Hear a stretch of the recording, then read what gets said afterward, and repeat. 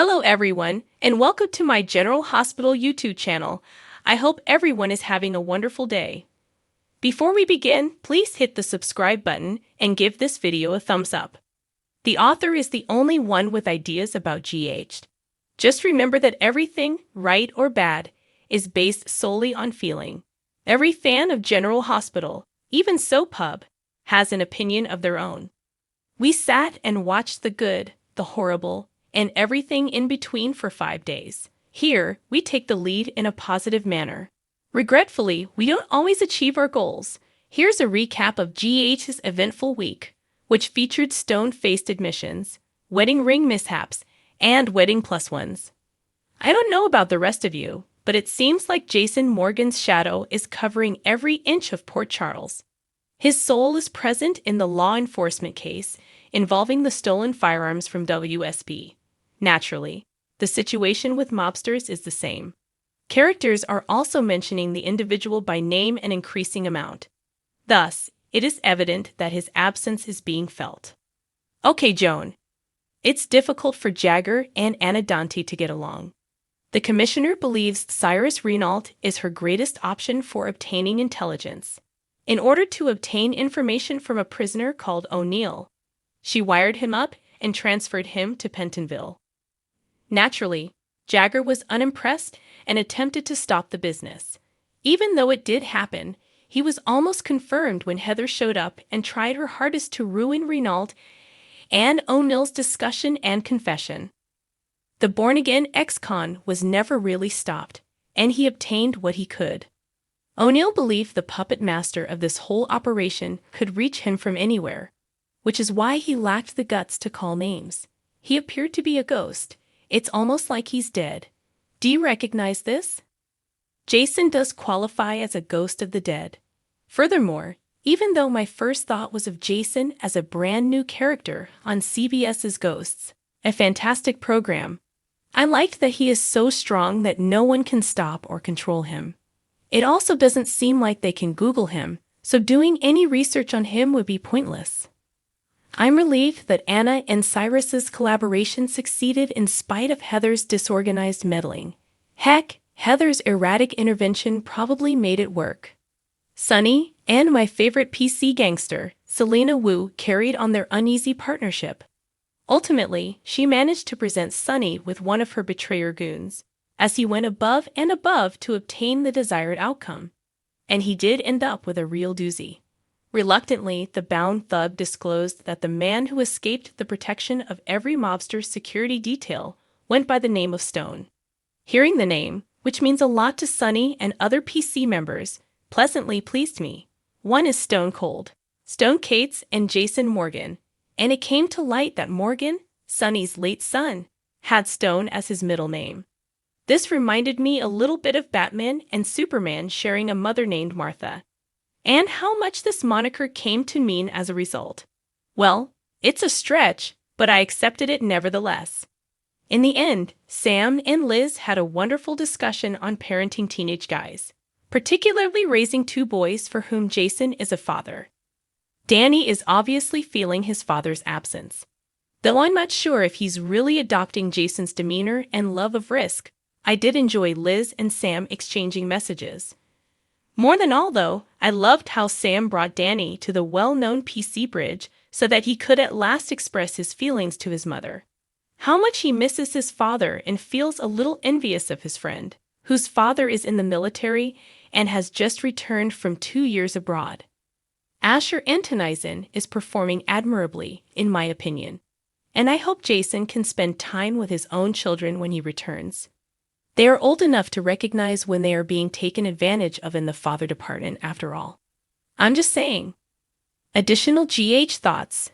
Joss and Carly. A pleasant talk concerning Dex's disappearance from Port Charles was had by mother and daughter. Joss was uncertain as to whether or when her boyfriend would make a comeback.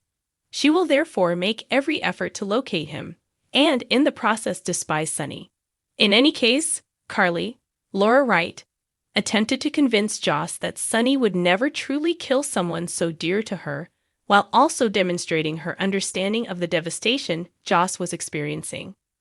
Perhaps he would consider it for a moment before changing his mind. Yes, that is all there is to it. Curtis, Donald Turner, and Trina. Curtis and Trina had a pleasant talk of their own. Please understand that I would prefer Taggart to share this occasion with his daughter. However, it is not how G.H. penned it. They discussed sadness and the need to occasionally lean on family for support. Curtis claims that after his recent gunshot and paralysis, he gradually learned to value his network of support. My family helped me get better, he told Trina. Additional PC media shenanigans. Firstly, Drew fired Nina from Crimson and replaced her with Carly. Valentin now modified the masthead of a different business. He apparently went it alone after Nina declined his offer to finance her upcoming magazine. I suppose when it comes to Valentin, it's preferable to seek for forgiveness rather than permission. We can never have wonderful things with GH, even though I would prefer to have Sean Butler in town and occasionally work alongside Alexis. The best-case scenario would be for Valentin to purchase The Invader from Sean and designate Nina as the book's new publisher. Furthermore, even though I would prefer that Alexis return to practicing law and give up journalism, I'm looking forward to seeing scenes starring Cynthia Watrous and Nancy Lee Grahn together. Naturally, Alexis became extremely alarmed and attempted to remove Nina from her computer. I kept thinking, this woman had no trouble giving Esme Avery Kristen Pohl a go because she had worked with her before. Why is it that with Nina, a lady with actual experience, she can't do the same thing? I'm glad Gregory tried to convince Alexis to collaborate with Nina on her concept for a gossip column by using his dark world mansplaining abilities for good this time. +1 insanity. Tracy attempted to invite Gregory to Chase and Brooke Lynn's wedding as her +1, but Gregory made the first request to Alexis. They are currently putting a lot of pressure on Tracy and Gregory, and I'm not yet feeling this purported connection. Drew and Carly. We had yet another excellent talk with Carly and Drew. At least Carly's version of the story. She wants to drive away from Nina. And McGruderson, the broody Drew Kane wasn't ready to give up his retribution and manly suffering just yet. Carly and I are together.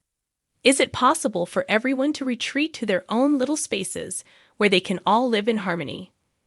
Bradford Anderson's voice is pleasant. It seems inevitable that Spinelli and Maxie, Kirsten Storms, will get closer.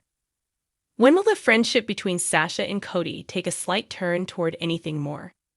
I'm starting to warm up to TJ and this new Molly. The relationship and chemistry between TJ and Molly are now adorable. From then, we'll see if they ever advance. How in the world is Christina's surrogate pregnancy now 14 weeks along? Whoa, I can't help but believe that things will grow much worse before the kid is born if she's only now recognizing how real this whole scenario is. If you understand what I mean, Ava, Maura West, and Sunny are getting closer to spending a moment together. Because of all this suffering, treachery, and close quarters, they are growing closer. I want to watch it too, in part. And I kind of want them to calm down. Ava, what about your pals? Sunny also had Diane deliver the divorce decree. Shortly afterward, he took off his wedding band. Would you please speak with Nina first?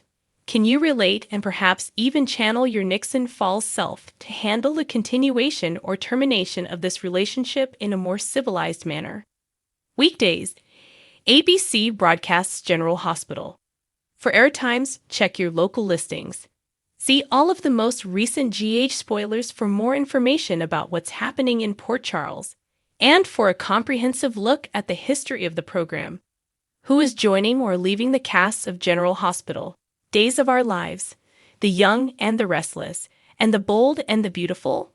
The most recent entrance and exit details from each of the 4 daytime dramas are included below. Discover which of your favorites make a comeback during the week of February 26, 2024.